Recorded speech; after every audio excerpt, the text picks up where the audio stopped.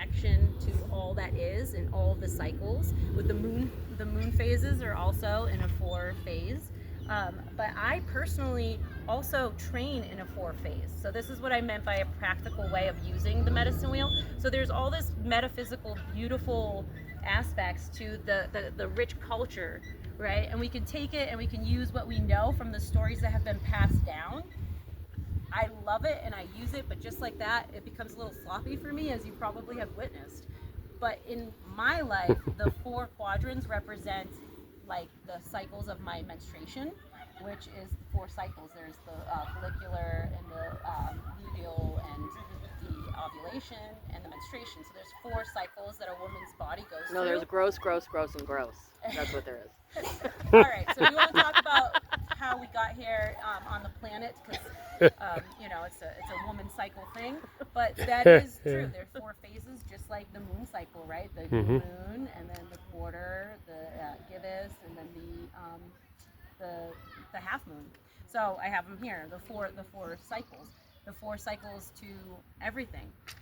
And so for me in personal training, I learned the scientific rationale between actually strength training is cut up into 4 phases. There's 4 phases of training, which are balance, and then resistance, hypertrophy, and power. And within those 4 phases, you do them for 4 weeks. So the 4 is a major, again, just the complete pattern. And so for me, I use that when I go around the wheel in my life, literally. And also when we do like women's circles, we break it up into the archetypes, and the men can do this as well. So the last time I gave a lecture here, we played around the wheel. It wasn't the medicine wheel, but we did the archetypal game. So that's the maiden, the mother, the wild woman or huntress, and the wise woman. So these 4 phases are always within us. We are never one of them. We're always all of them all at the same time. And this is a beautiful reflection of the medicine that you can honor within the wheel of your own existence in your own life, which makes most sense to you.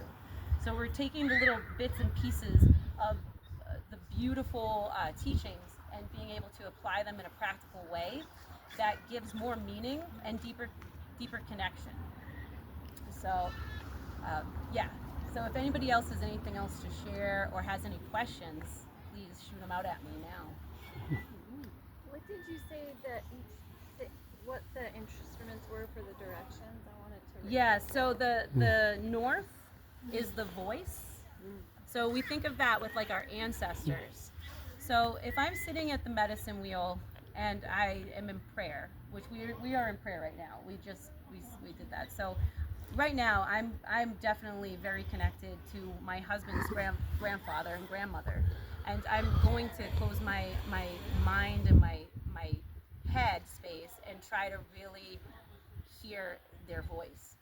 And a way that we can do that when we go into circle and song is to sing in more freely than what I did. I chose a song. Usually it would be a singer who's like,